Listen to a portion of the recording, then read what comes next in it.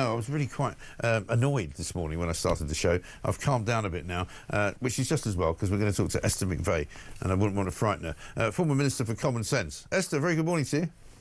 You've never frightened me, Mike. It's great to be here. Good to talk to you. I'm a bit worried about the King at the moment.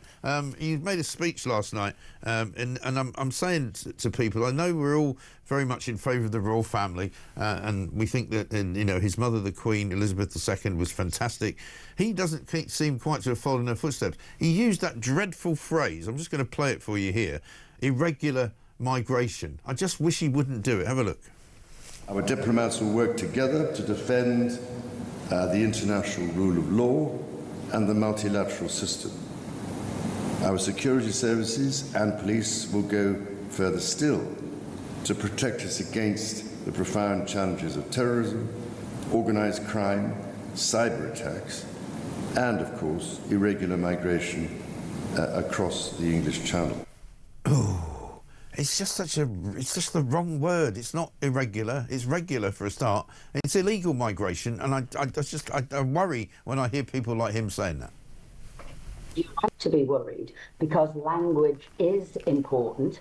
The word is illegal, not irregular. Swapping one word for another is plain wrong. And what you're doing here is reframing how the public should perceive illegal migration. So what that says is reducing the severity of the word, reducing the urgency of the word. It is reframing the truth. And I'm afraid when you've got a failing government, rather than tackling the issue, they want to reduce, as I said, the criminality of what is going on. So I say we all keep to the word illegal, and then we say to Starmer, look, this is a national emergency. We need to come out of the ECHR immediately, as we've said. We need to come out of the Human Rights Act, stop that, as we have said, and bring back a deterrent, which is Rwanda. Yeah.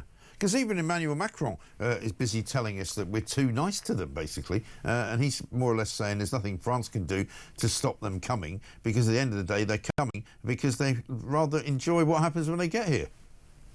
Oh, look, Macron has completely outmanoeuvred Starmer, hasn't he? I mean, he's got all this pomp and ceremony, he's got a state visit, and what has he come here to do? He's come here not to help.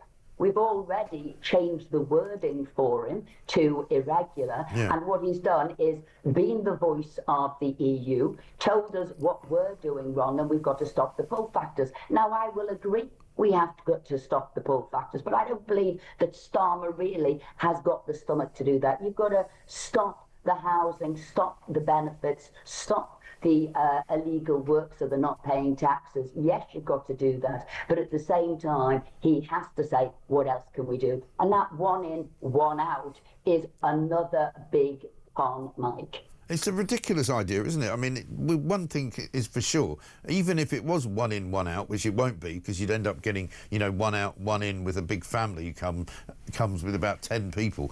But even if it was one for one, it doesn't reduce the number, does it? I mean, he's working with Rachel Reeves' calculator here.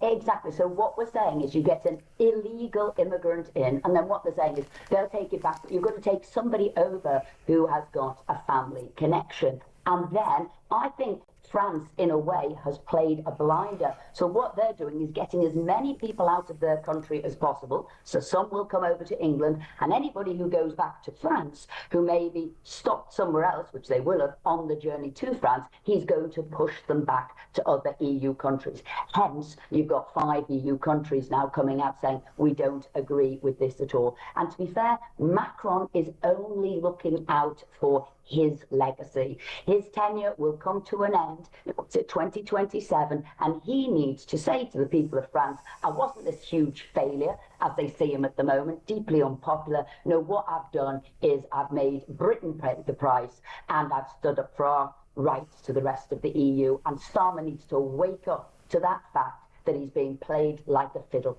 But the trouble is, he seems blind to it, doesn't he? Because he's so enamoured by this whole kind of, you know, international statesman role that he likes to play so often, right? Apparently there's going to be a phone call made to the coalition of the willing. Well, they won't need to put many people on it, will they? Because there's only about 2 other countries that are actually joined up. everybody now sees him as a weak leader. That is why Macron's taking this opportunity to do something, as he sees, for France. Starmer's MPs know he's weak, therefore they can force him to do U-turn after U-turn. As I said, Macron sees him as weak, and the latest is the junior doctors see him as being weak. They took a massive pay rise, no conditions of change whatsoever, and they are back because they will force his hand and they will get what they want from him. He is a disaster of a leader. He doesn't have a vision, doesn't know where he's going, and he hasn't got the strength to see it through. Yeah, and now we learned this morning that 67% of people in the country actually disapprove of the government, which is the lowest approval rating or highest disapproval rating, I think, of any government in the history of government. I'm surprised the approval rating's that high. I think it's actually worse.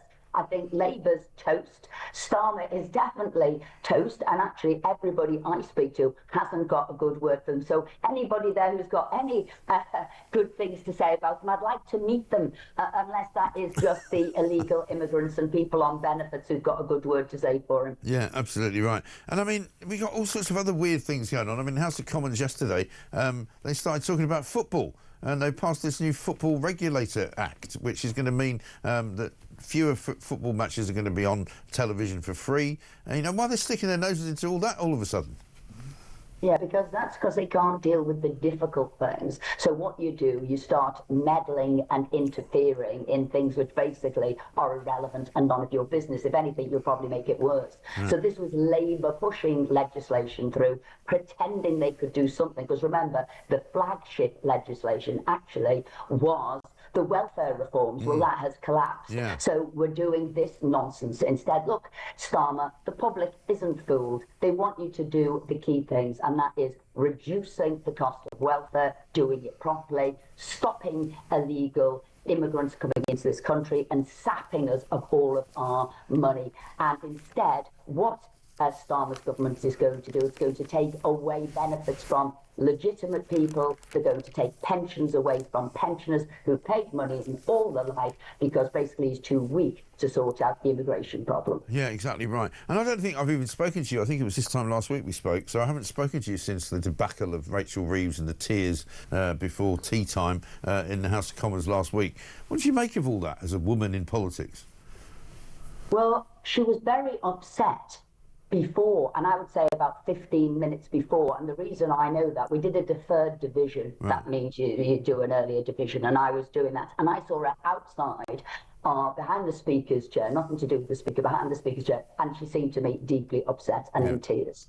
Now, the reality is, Mike, and I know they've said it could be personal reasons, and we'll never know really what the reality is, but if you are that upset, you should never have gone into the House and sat on the front bench, because we're all presuming she just heard the latest figures for the UK, debt figures, growth figures, job figures, unemployment figures, and then obviously what did we see? We saw a gilt yields spike, the pound plunge. Those tears probably cost us all £3 billion, so we're all in tears for her. So she should never have gone in. So if that was the state she was in, she should never have sat in the front bench. And by the way, you don't need to sit on the front bench. Lots of other people would want to sit on the front bench who are all in cabinet. I've been there and everybody scrambles to get on that front bench. And as for Starmer saying he didn't know, he was so focused, can I tell you that is absolute nonsense? Having stood at the dispatch box, having done questions, you are in a state of heightened awareness. You know exactly what's going on. You sit down, you see your colleagues at either side, and prior to that, the MP just behind her had already leant forward before PMQ started and said, "Are you okay?" To which she sort of brushed it off and said, "Fine." So this is a nonsense. I think her job might well have been, she might well have been losing her job because of what happened on the welfare vote the day before. Maybe she thought sitting on the front bench showed her steeliness, grit and determination. It did the exact opposite. Yeah, it really did. And finally, you posted a lovely picture of yourself and Norman Tebbit yesterday on your Twitter, looking like quite a long time ago, it has to be said. But both of you looking great. Your political hero, it says, farewell Norman. He died sadly yesterday at the age of 94. What was your memory of him? Well, can I tell you, this man embodied social mobility. People said he was more Thatcherite than Thatcher. Right. You know, born sort of 1930s, would have been a deeply difficult time for the world. His dad didn't have a job, and he said, but that spurred him on. He didn't go to crime, illegality. No, what it did, it spurred him on. And then he didn't go to university. He got into the RAF. He became a pilot. And I joke and I say, oh, he's the only man I know who could do 3D trigonometry in his head. My God, the man was a genius, which we saw. And he didn't do focus or polling groups for Margaret Thatcher. He said he didn't need to because they knew where they were going and they were instinctively in tune with the public. So they got on with the big issues in hand. Something now Starmer couldn't do, doesn't do, and just hasn't got that common touch. He doesn't know where he's going. And then the other thing I would say, he had humour to the end. He always had a quip and an answer, and you saw when he was brought out there from the Brighton bomb, and he'd been under that rubble for some time, and he was in a bad state. And the emergency services said to them, obviously, before maybe they were going to give him an injection or penicillin or whatever, they said, "Oh, are you allergic to anything?" And he said, "Yes, bombs." Yeah. So, you know, in the state he was in, he had a quip for everything. And I say, one of the few people who I think was one of the best communicators ever. He could say things in a couple of words. He would probably seize the headline. So when he said to people, get on your bike, find a job, what he was saying is there are alternatives. Pull yourself up from your bootstraps. We give support where we can. But you know what? This is a great country. Go out and do the best for yourself. Yeah, absolutely. A great man. Good to talk to you, Esther. Thank you very much indeed. Esther McVey, former Minister for Common Sense.